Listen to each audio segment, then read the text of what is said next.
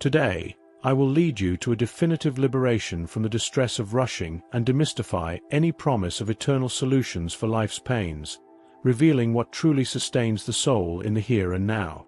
We live in an era of fragmentation, where the search for shortcuts is making your body sick and preventing your spiritual truth from taking root. I speak from years of silent observation, watching how life has always presented itself to me and how much it, in its raw wisdom, demands nothing less than consistency from us.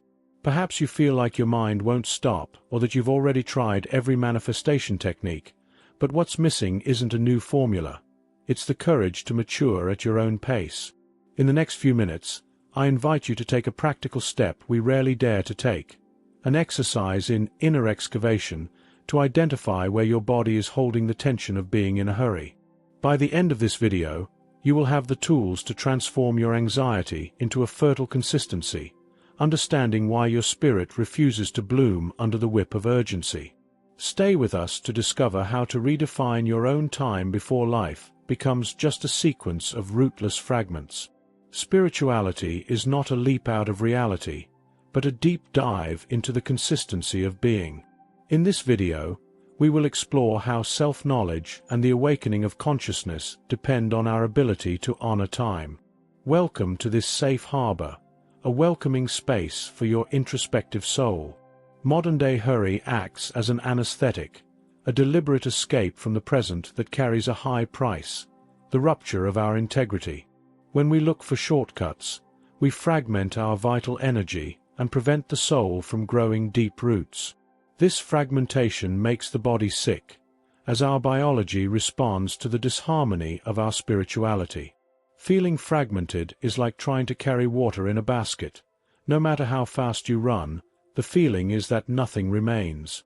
There is a silent pain in living only on the surface, a loneliness born when we realize we are everywhere except within ourselves.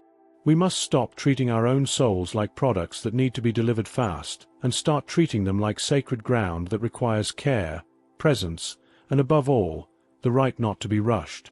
This thirst to be everything at the same time ends up leaving us nowhere. And it is precisely when we stop trying to carry the water of life in baskets riddled with the holes of haste that we begin to understand what seeds have known for millennia, that nothing real sustains itself without the time to ripen.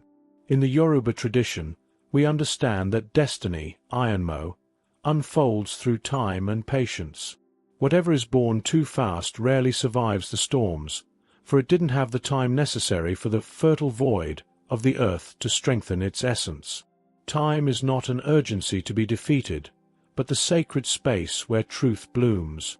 How many times have you punished yourself for not having made it there yet, without realizing that your maturation time is the greatest proof of your complexity?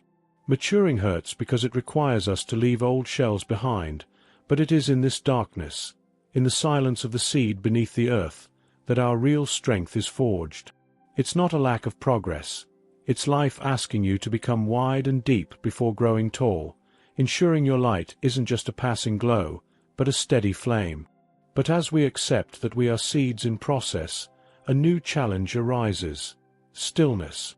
For while life works on our deep roots, the world outside keeps screaming, and it is in this moment that we must learn to sustain the paradox of silence while waiting. True spiritual maturity lies in the ability to remain without applause or external recognition. The noise of relentless productivity often hides our inability to be alone with our own truth. Sustaining the journey when immediate results don't appear is what separates performative spirituality from real awakening. There is a visceral anguish in not being seen, in working in silence while the outside world screams for results. But it is precisely in this anonymity of waiting that the ego dissolves and the soul begins to speak. Staying on the path without the fuel of others' validation is the most courageous act of self-knowledge one can practice.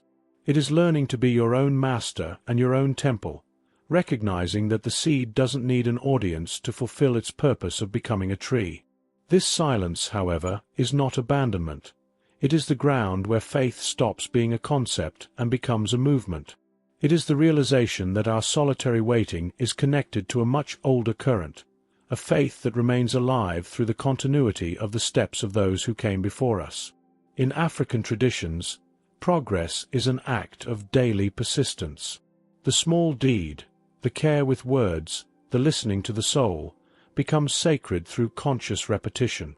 It isn't about grand raptures, but about the faith that remains in the everyday, transforming the common rhythm into an altar of presence. Real faith isn't the kind that shouts in moments of euphoria, but the kind that whispers, "Keep going," through the exhaustion of a Tuesday afternoon. It is the Bantu wisdom of understanding that we are links in an ancestral chain. Our steps, as small as they may seem, carry the weight and hope of those who came before us. Honoring continuity means validating that every gesture of self-care and every moment of silence is a seed of healing for past and future generations, transforming routine into a ritual of liberation. This ancestral strength does not manifest in distant temples, but in the palms of our hands, in the now. It transforms every small, repeated gesture into an altar, naturally leading us toward an ethic of consistency, where the sacred finally stops being an event and becomes the rhythm of our own character. Commitment to the daily path dissolves the spiritualized ego that seeks to be special. The ethic of consistency builds what the ancients called a firm character, an upright presence that is reflected in all relationships.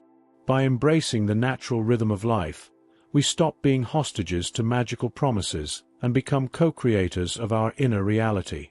Being consistent doesn't mean being rigid, but rather having the fluidity of water that never gives up on finding the ocean. It is understanding that healing is not a single event, but a habit of kindness toward your own pain and your own evolution. When you choose consistency over empty intensity, you stop fighting with life and start dancing with it.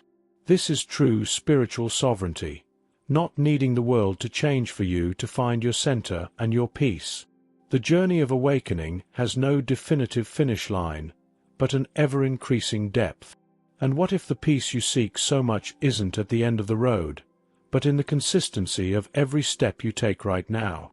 To anchor this teaching, I propose an internal ritual of silence.